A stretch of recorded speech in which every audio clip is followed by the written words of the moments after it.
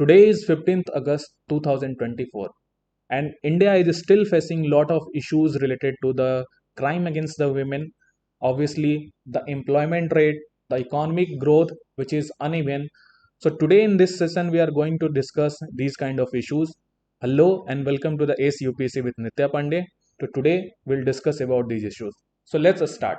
अगर हम बात करें 1947 में जबकि इंडिया जो कि भारत आजाद हुआ था, इसके बावजूद भी अभी जितने भी इश्यूज हैं, अगर इंडिया को एक हम कंपेयर करें चाइना से या फिर अदर थर्ड वर्ल्ड कंट्रीज में, जहाँ की कुछ ऐसे कंपोनेंट्स हैं इंडिया कंपेरिजन में, वहाँ पे कुछ इस तरीके के इश्यूज वहाँ पे जो हो रही हैं वो बहुत ही कम है।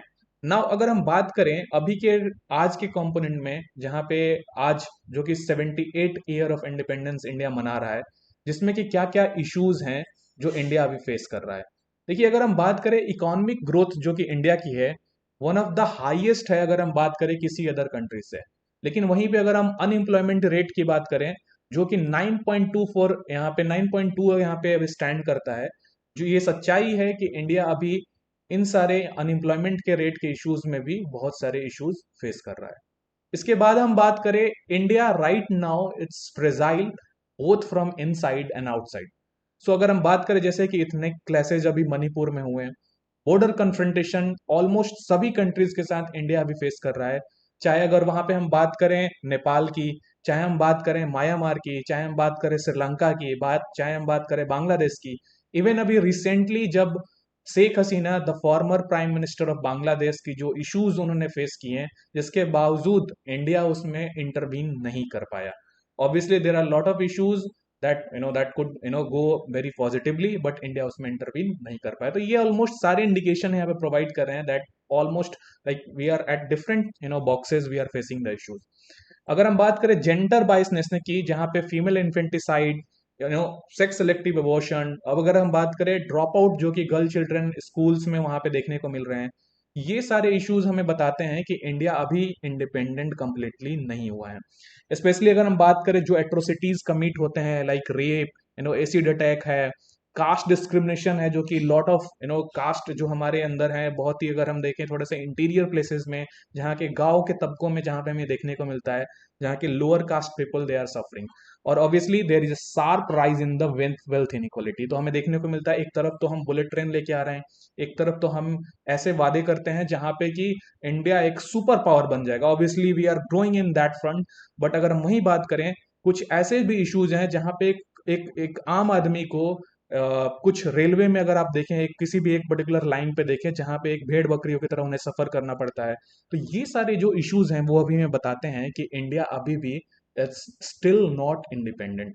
देखिए इसमें ये तो हमने एक कंपोनेंट बताए, हमने एक क्रिटिकल एग्जामिनेशन किया कि क्या क्या इंडिया को अभी इश्यूज फेस कर रहा है। अगर हम बात करें कि क्या क्या positives that India has done, देखिए अगर बात करें हम कि कल्चरल फ्रंट पे India has done exceptionally well. चाहे वो बात करें हम सॉफ्ट पावर की इंक्रीजमेंट में, योगा, आयुर्वेदा, सिनेमा और Indian diaspora. Obviously Indian diaspora हमारी जो है one of the richest heritage हम मैं बता सकता हूँ कि इंडियन डायस्पोरा भी है। अगर किसी भी अदर कंपेयर करें हम किसी भी अदर कंट्री से, हमारे एजुकेशन जो है इंडियन डायस्पोरा की बहुत ज़्यादा ही है। अगर हम बात करें स्किल सेट जो होती है, जिसमें कि वो किस तरीके के काम करते हैं, specially the white collar job people, they are doing exceptionally well wherever they are living. So इस तरीके के जो चीजें हैं जो इंडिया को एक रिप्रेजेंट करता है कि that India is going to be one of the greatest power और super power in the coming years. अगर हम बात करें इंडिया के इकोनॉमिक फ्रंट पे, तो अभी right now it's the fifth largest economy अगर हम नॉमिनल जीडीपी के कंपेयर में बढ़े, और it's the third largest in the terms of the PPP, that is the purchasing power parity.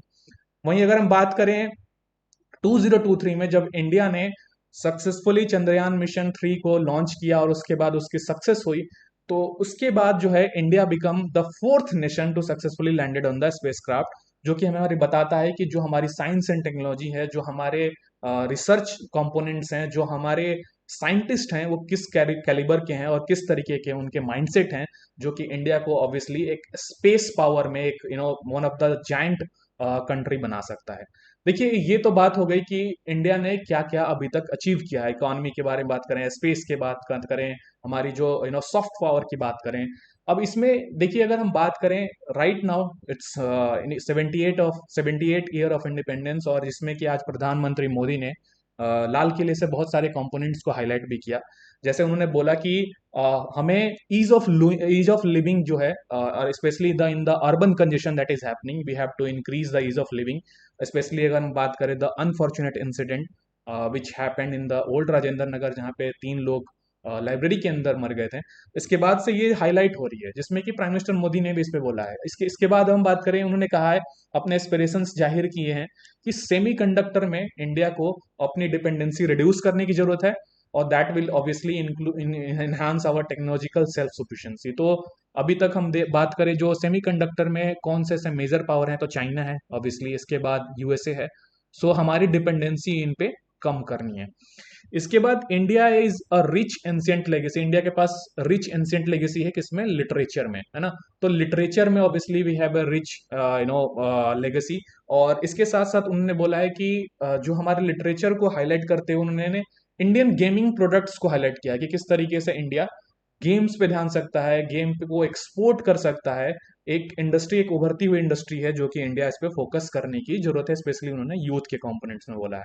इसके साथ साथ उन्होंने हाईलाइट किया कि क्लाइमेट चेंज की एक्टिविटीज जो हो रही हैं उससे कॉम्बैट करने के लिए ग्रीन हाइड्रोजन की प्रोडक्शन पे ध्यान देने की जरूरत है, और ग्रीन जॉब्स को इंक्रीज करने की जरूरत है। सो ये कुछ उन्होंने एस्पिरेशंस जाहिर किए। ये इसलिए भी मैं बता रहा हूँ क्योंकि क्या जो ऐसे इश्यूज हैं, obviously these 15th year independence की जो स्पीचेज होती हैं कई बार पॉलिटिकल बायस होती हैं, बट हमें इसमें से जो सीखने को मिलेगी उस पर हमें ध्यान देने की जरूरत है कि क्या क्या इंडिया को वर्क करने की जरूरत है। अब देखिए मैं एक कंपोनेंट्स आपको थोड़ा सा मैं बताना चाहता हूँ। इंडिया और चाइना ऑब्वियसली दोनों ऐसी कंट्रीज हैं जो कि नेबर भी हैं, और साथ साथ में अगर हम ग्रोथ ट्रेजेक्ट्री देखें टिल 1990, दोनों कंट्रीज की ऑलमोस्ट सेम थी। 1990 में जब एलपीजी रिफॉर्म आया इंडिया में अगर हम बात करें, और एट द सेम टाइम जो चाइना में उन्होंने अपने रिफॉर्म्स की जो ट्रेजेक्ट्री चूज की, उस दोनों में जो डिफरेंसेस क्रिएट हुए हैं, जिसके चलते अगर हमें देखने को मिल रहा है there is a huge difference in terms of economic power between the China and India. So देखिए उसमें अगर आपको याद होगा, एलपीजी के टाइम पे इंडिया जो है एग्रेरियन जो कंट्री थी, एग्रेरियन जो प्रोडक्ट्स थे उन पे ध्यान देने की उन्होंने सोचा, और उस पर फिर एग्रीकल्चर को बूस्ट किया ऑब्वियसली। और अगर हम कंपेयर करें चाइना से, तो चाइना ने ऑब्वियसली मैन्युफैक्चरिंग यूनिट को रिवाइव करने की कोशिश की। तो वही एक रीजन है जहां पे अभी चाइना कहाँ पे बैठा हुआ है। अगर मैं एक पुराने डेटा से आपको कंपेयर करूं, जहां पे अगर आप देख सकते हैं 1990 में जब मैन्युफैक्चरिंग एक्सपोर्ट हो रही थी, जिस पे कि चाइना ने बहुत ज़्यादा ध्यान दिया, और उसके बाद अगर आप देखें पर कैपिटा इनकम जो है चाइना की, वो अभी 9770 है per capita income in terms of dollar. और अगर हम बात करें इंडिया की, इट्स ओनली 2009। सो इट्स थोड़ा सा ओल्ड डेटा है, 2018 की है, बट इससे आपको समझ में आ जाएगा। अगर हम वही बात करें एक्सपोर्ट, जो कि ग्लोबल सप्लाई चेन में कंट्रीब्यूशन दोनों कंट्रीज की क्या है, देखिए आप यहाँ पे 2.65 ट्रिलियन डॉलर जो है वो ग्लोबल सप्लाई चेन में इंडिया, सॉरी चाइना जो है इसमें कंट्रीब्यूट करता है, and only 0.54% is the contribution of India. So you can see कि कितनी बड़ी गैप है ये, है ना, अगर हम बात करें एक्सपोर्ट की, और इसके बाद बात करें हम पर कैपिटा इनकम की। तो ये कुछ चीजें हैं जो हाईलाइट करती हैं कि इंडिया को आने वाले समय में बहुत सारे कुछ इश्यूज पे काम करनी है, specially this the unfortunate incident that has happened in the Kolkata. वो इस तरीके के जो इश्यूज हैं वो कहीं ना कहीं हाईलाइट करते हैं कि इंडिया अभी बहुत ही ऐसे ट्रेजेक्ट्रीज पे काम करने की जरूरत है, तभी जाके इंडिया आगे एक सुपर पावर बन पाएगा। So that's it for today. Thank you everyone, and I hope you like the session. We'll continue with these kind of sessions. If you have any questions or doubt, you can ask the question in the Telegram channel. इसके link description में है. So thank you everyone.